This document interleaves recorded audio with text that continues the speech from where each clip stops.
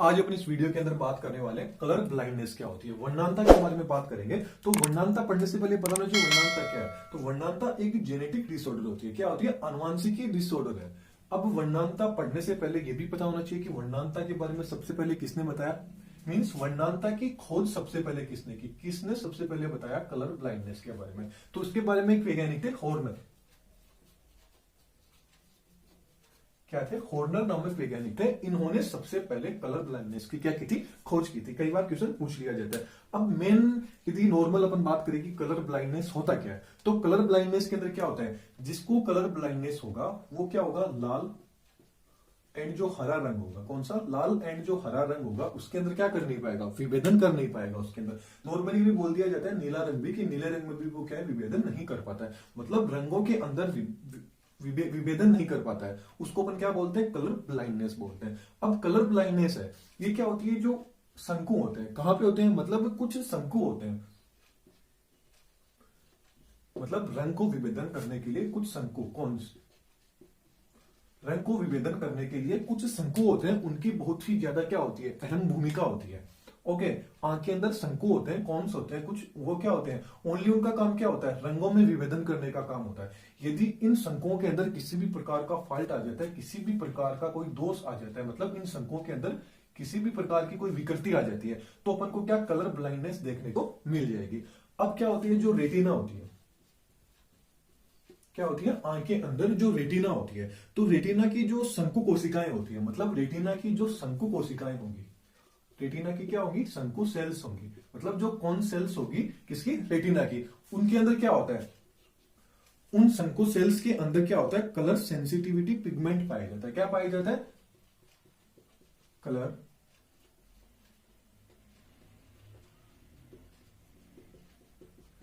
Sensitivity pigment, colour sensitivity pigment पाया जाता है। मतलब इनका काम क्या होता है, ये जो विशेष जो रंग होता है उनको विभेदन, उनको पहचानने का काम करता है। और यदि कलर सेंसिटिव पिगमेंट की यदि जो रेटिना होगी, उसकी जो शंकु सेल्स होगी, उनके अंदर यदि क्या आ जाती है, इनकी कमी आ जाती है, यदि कलर सेंसिटिव जो पिगमेंट है इनकी यदि कमी आ जाएगी, तो आपको क्या देखने को मिलेगा, कलर ब्लाइंडनेस देखने को मिलेगी। ओके, तो अब जो शंकु सेल्स होते हैं, इन शंकु सेल्स के अंदर, ये जो शंकु सेल्स है, इनके अंदर तीन प्रकार के क्या पाए जाते हैं, तीन प्रकार के वर्णक पाए जाते हैं। कौन कौन से पाए जाते हैं? एक तो होता है क्लोरोलेब, एक तो क्या होता है, क्लोरोलेब। अब ये जो क्लोरोलेब होता है, ये क्लोरोलेब क्या होता है, हरे रंग को पहचानने का काम करता है। क्लोरोलेब किसको काम करता है? ग्रीन जो हरा रंग होता है उसको पहचानने का काम करता है। पहला तो क्या आ गया, क्लोरोलेब आ गया। दूसरा क्या आ गया, साइनोलेब। दूसरा क्या आ गया, साइनोलेब। दूसरा क्या आ गया, साइनोलेब। साइनोलेब क्या करता है, जो नीला रंग होता है उसको पहचानने का काम करता है। कौन से रंग को? नीले रंग को पहचानने का काम करता है। अब बात आ जाती है तीसरा, तीसरा आ जाता है इरिथ्रोलेब। तीसरा कौन सा आ जाता है, इरिथ्रोलेब। अब जो इरिथ्रोलेब होता है, ये कौन से रंग को पहचानता है, ये लाल रंग को पहचानने का काम करता है। इरिथ्रोलेब कौन से रंग को, लाल रंग को पहचानने का काम करता है। अब क्या होती है कलर ब्लाइंडनेस, क्या होता है जल्दी से देखते हैं। कलर ब्लाइंडनेस क्या है, खोज किसने की, हॉर्नर ने की थी। ये क्या है, जेनेटिक डिसऑर्डर है। कलर ब्लाइंडनेस के अंदर क्या होता है, जो व्यक्ति होता है जिसको कलर ब्लाइंडनेस होता है, वो लाल और हरे रंग को एंड नीले रंग को पहचानने के अंदर, मतलब जो रंग्स होते हैं, कलर्स होते हैं, उनको पहचान नहीं पाता है। और क्या होता है, रंग, यदि कोई रंग है उसको पहचानने का काम कौन करता है, शंकु करते हैं, मतलब कौन्स करते हैं किसी भी कलर को पहचानने के लिए। यदि इनके अंदर कोई भी फॉल्ट आ जाता है, कोई भी दोष विकृति आ जाती है, तो जो रेटिना की जो शंकु सेल्स होते हैं उनके अंदर क्या होता है, कलर सेंसिटिव पिगमेंट पाया जाता है। यदि इस पिगमेंट की कमी आ जाती है रेटिना के अंदर, तो क्या होता है, क्या देखने को मिलेगा, उस व्यक्ति को क्या हो जाएगा, कौन सा दोष हो जाएगा, वर्णांता हो जाएगी। ओके, अब क्या होता है, जो शंकु सेल्स होते हैं उनके अंदर तीन वर्णक पाए जाते हैं, एक तो क्लोरोलेब, एक साइनोलेब, एक इरिथ्रोलेब। क्लोरोलेब कौन सा होता है, हरे रंग को पहचानने का काम करता है, ये नीले रंग को काम करता है साइनोलेब। और इरिथ्रोलेब क्या होता है, लाल रंग को पहचानने का उत्तरदायी होता है। अब क्या होता है, वर्णांता के अंदर क्या होता है, कई जगह जो मादा होती है, मतलब जो मादा होती है उनके अंदर वर्णांता है, ये कम देखने को मिलती है बजाय नर के, मतलब पुरुष। स्त्रियों में वर्णांता कम देखने को मिलेगी बजाय नर के। अब ये क्यों देखने को मिलती है, इसको अपन आगे बात करेंगे। तो ये तो चीज देख ली। अब अपन देखते हैं कि जो वर्णांता होता है इसके कितने प्रकार है, टाइप देख लेते हैं वर्णांता के। Okay,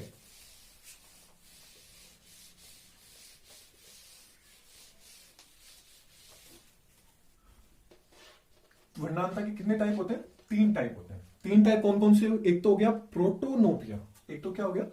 proto. वर्णांता के 3 टाइप होते हैं, प्रोटोनोपिया, ड्यूटेरोनोपिया,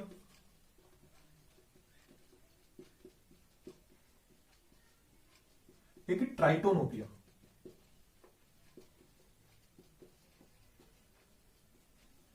वर्णांता के कितने टाइप हो गए? प्रोटोनोपिया, ड्यूटेरोनोपिया एंड ट्राइटोनोपिया। ठीक है, अब ये जो ट्राइटोनोपिया है, प्रोटोनोपिया क्या करता है? लाल रंग के प्रति क्या होती है? इसकी संवेदनशीलता कम होती है। लाल यदि किसी को 3 प्रकार होगी, यदि प्रोटोनोपिया में क्या होगा? लाल जो प्रकाश होगा उसके प्रति संवेदनशीलता क्या हो जाएगी? लाल जो प्रकाश होगा उसके प्रति क्या होगी? संवेदनशीलता कम हो जाएगी प्रोटोनोपिया के अंदर। और जो ड्यूटेरोनोपिया है इसके अंदर क्या होगा? जो हरा रंग होगा, कौन सा होगा? जो हरा रंग होगा उसके प्रति क्या होगी? संवेदनशीलता कम हो जाएगी। और जो ट्राइटोनोपिया है इसके अंदर क्या होगा? जो नीला रंग होगा, कौन सा? नीला रंग होगा, उसके प्रति संवेदनशीलता क्या हो जाती है? कम हो जाती है। तो वर्णांता के 3 प्रकार है। प्रोटोनोपिया इसके अंदर क्या होगा? लाल रंग के प्रति संवेदनशीलता कम हो जाएगी।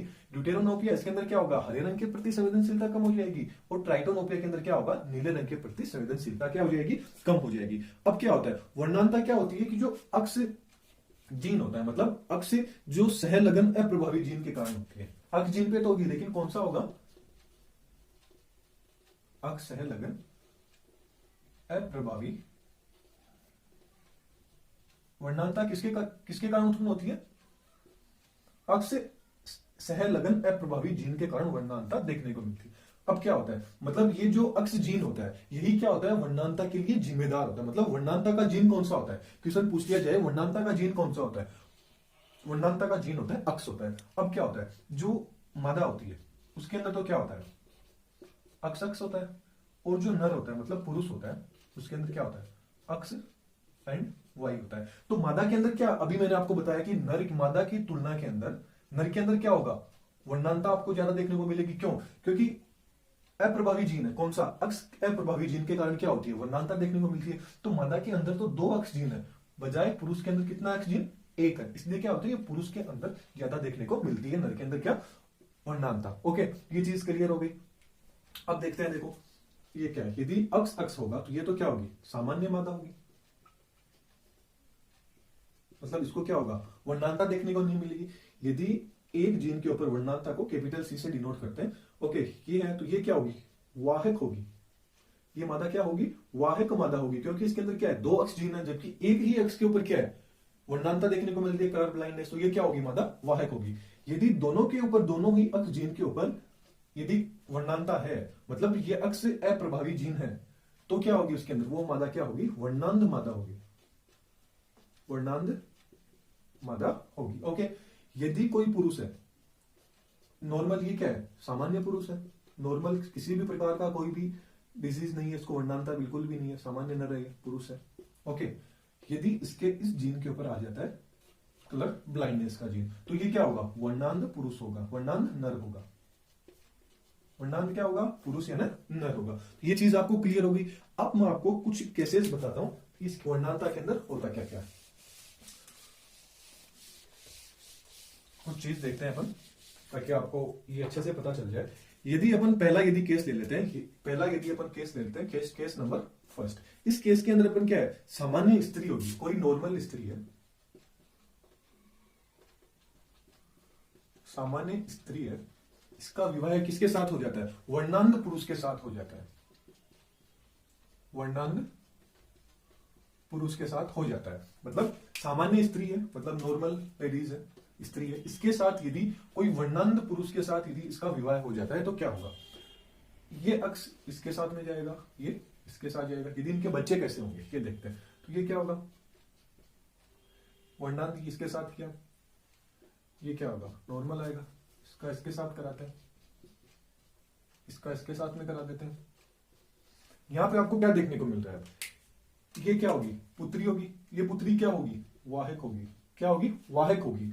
और ये क्या होगा? यहाँ पे पुत्र होगा। ये क्या होगा? नॉर्मल, सामान्य क्या होगा?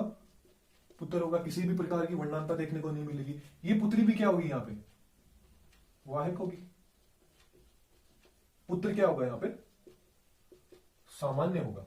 पुत्र क्या होगा? सामान्य होगा। तो यहाँ पे रेशियो रिजल्ट क्या निकल रहा है कि 50% पुत्रियां तो क्या होगी? यहाँ पे वर्णांध होगी, 50% वर्णांध पुत्री होने के चांस रहेंगे और 50% ही सामान्य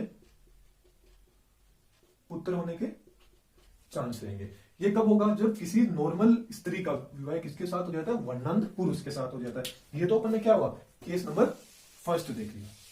अब इसी प्रकार केस नंबर अपन यदि सेकंड केस देखते हैं, इस केस के अंदर यदि वाहक स्त्री का, मतलब कोई वाहक है स्त्री, वाहक स्त्री का विवाह यदि नॉर्मल पुरुष के साथ हो जाता है, सामान्य पुरुष, सामान्य पुरुष के साथ हो जाता है वाहक, ये क्या है? वाहक स्त्री है। नॉर्मल पुरुष क्या है? ये है। अभी मैंने आपको बताया था ना, ये क्या है? ये क्या होगी? सामान्य स्त्री होगी, महिला होगी सामान्य। ये क्या होगी? वाहक स्त्री होगी।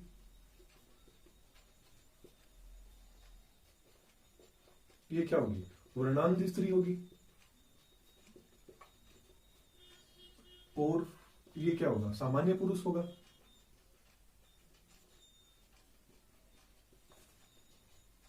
ये क्या होगा? वर्णांध पुरुष होगा। ये क्या होगा? वर्णांध पुरुष होगा।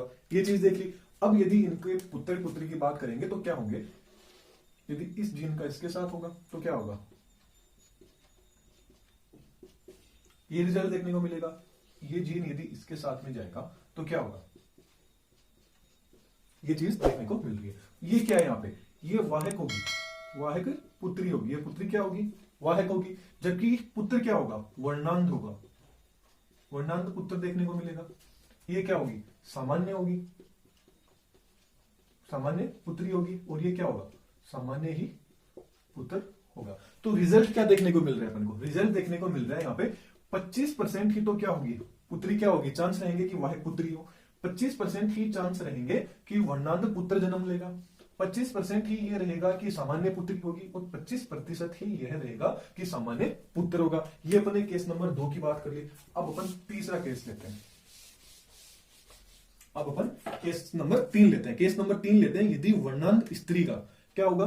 केस नंबर 3 लेते हैं यदि कोई वर्णांध स्त्री है, वर्णांध स्त्री है, उसका यदि अपन सामान्य पुरुष के साथ, यदि वर्णांध स्त्री का सामान्य पुरुष के साथ विवाह हो जाता है। वर्णांध स्त्री कौन सी होगी? ये देखिए वर्णांध स्त्री, ये वर्णांध स्त्री है, इसका सामान्य पुरुष के साथ में क्या हो जाता है? विवाह हो जाता है।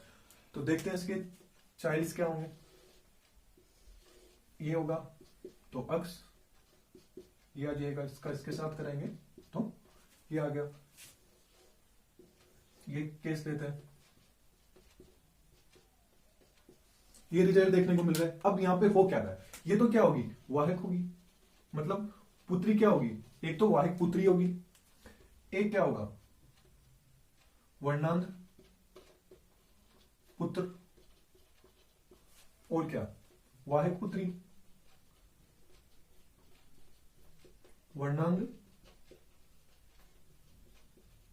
पुत्र होगा।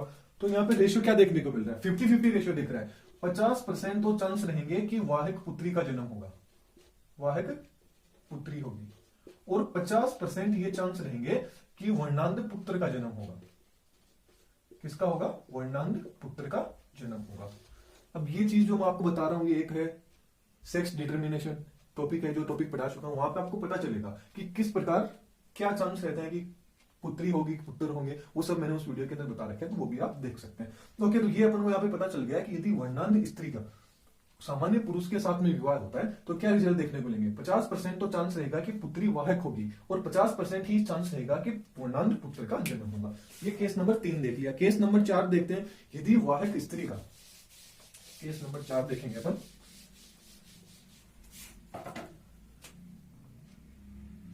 4 नंबर केस देखते हैं। यदि कोई वाहक स्त्री, कोई वाहक स्त्री है, ये यदि वर्णांध पुरुष के साथ विवाह करती है, ये किसके साथ? वर्णांध पुरुष के साथ में यदि विवाह करती है तो क्या होता है? वाहक स्त्री, ये रहा वाहक स्त्री, वर्णांध पुरुष, ये रहा वर्णांध पुरुष, इनका यदि विवाह होता है तो क्या होगा?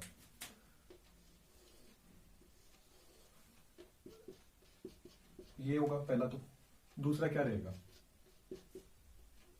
इसके साथ में रहेगा तो ये रिजल्ट देखने को मिलेगा। अब इनके साथ में कराते हैं, इसके साथ में कराते हैं। वाहिक स्त्री, सॉरी वाहिक स्त्री का वर्णांत पुरुष के साथ में करा रहे हैं तो क्या रहेगा, वाई। ये रह रहा है तो यहां पे चांस क्या है, ये तो क्या होगी, वर्णांत पुत्री होगी। ये तो क्या होगी, वर्णांत पुत्री होगी। ये क्या होगा, वर्णांत पुत्र होगा। ये क्या हो रही है, वाहिक पुत्री हो रही है और सामान्य पुत्र। तो यहां पे चांस क्या है, 25% चांस ये है कि पुत्री क्या होगी, वर्णांत होगी, और 25% ही चांस ये है कि पुत्र क्या होगा, वर्णांत होगा। 25% चांस ये है कि पुत्री क्या होगी, वाहक होगी, और 25% ही चांस ये है कि पुत्र क्या होगा, सामान्य होगा। तो ये थी कि वर्णांतता के ऊपर एक छोटी सी वीडियो कि वर्णांतता क्या है। अब आपको ये भी पता होगा, जब कोई भी व्यक्ति आर्मी का एग्जाम देता है, किसी भी प्रकार का आर्मी का, नेवी का जो भी है एग्जाम देता है, तो उसका जो कलर ब्लाइंडनेस का जो टेस्ट है वो टेस्ट भी कराया जाता है, ये देखने के लिए कि क्या उसको वर्णांतता है या नहीं। तो ये एक छोटी सी वीडियो थी कलर ब्लाइंडनेस के ऊपर। आपको ये वीडियो कैसी लगी मेरे को बताइएगा, और यदि आप इसको नोट्स के रूप में, मैंने जितने भी वीडियोस बना रखी है उनको यदि आप थ्योरी के रूप में पढ़ना चाहें तो हमने एक वेबसाइट बना रखी है elearnerspoint.com, वहां से आप उस वेबसाइट को विजिट कीजिए और जो भी आपको पढ़ना है वो पढ़ सकते हैं। और यदि आप नोट्स के रूप में चाहते हैं तो आपको नीचे सब्सक्राइब के पास ज्वाइन बटन दिखिए, वहां से ले सकते हैं। थैंक यू, नेक्स्ट वीडियो में फिर मिलेंगे।